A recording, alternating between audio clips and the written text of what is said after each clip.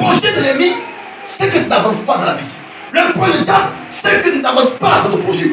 Il y a des gens qui sont comme maman, qui sont dans nos maisons, qui sont dans nos familles, qui sont là. Ils sont là pour détruire vos destinées. Laissez mon frère vous dire une chose. C'est que Dieu est sur le point de changer ta destinée. Tous ceux qui vont se lever dans votre vie, tous ceux qui vont marcher sur vous, Dieu va les détruire sur ton nom de Jésus-Christ. Laissez la place à Jésus-Christ. Laissez la place au roi des rois. Laissez la place au Dieu créateur pour régner là où nous sommes là. Comprenez? Alléluia.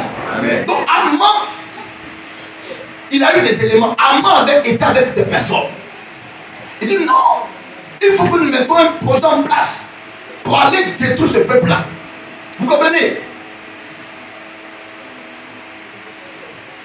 Esther a trouvé grâce aux yeux de Dieu. Vous comprenez? Quand la reine Vasti n'était plus là, Esther a pris la place.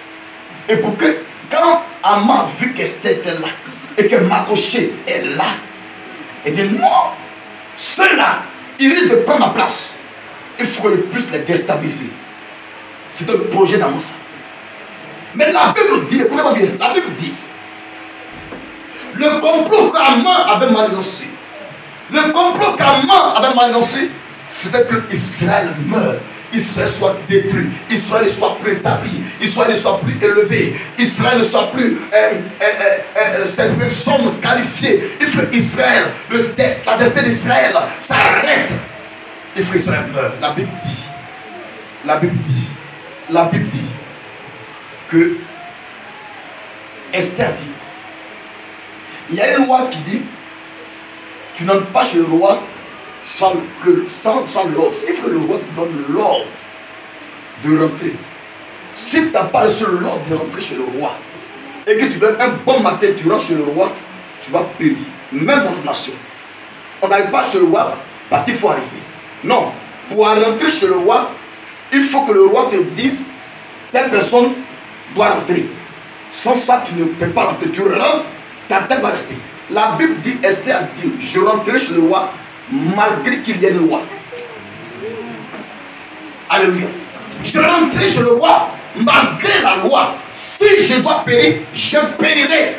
Mais je périrai parce que Dieu l'a décidé ainsi. Si Dieu n'a pas décidé que tu meurs maintenant, si Dieu n'a pas décidé que ta vie s'arrête maintenant, si Dieu n'a pas décidé que tu t'arrêtes là maintenant, tu ne mourras pas. Tous ceux qui vont lancer des projets de destruction dans ta vie, dans ta famille, tous ceux qui ne veulent pas que tes projets réussissent, tous ceux qui veulent te voir mourir, c'est eux-mêmes qui mourront. Vous comprenez? Mais pourquoi vous priez puis vous doutez de Dieu? Non, on doute de Dieu. Laissez-moi vous dire une chose. Dieu est prêt à bénir chaque personne. Dieu est prêt à ouvrir une porte de la vie de chaque personne. Dieu est prêt à solliciter chaque personne. Amen. Dieu est prêt à bénir chaque personne. Amen. Quel est le décret signé par le diable dans ta vie?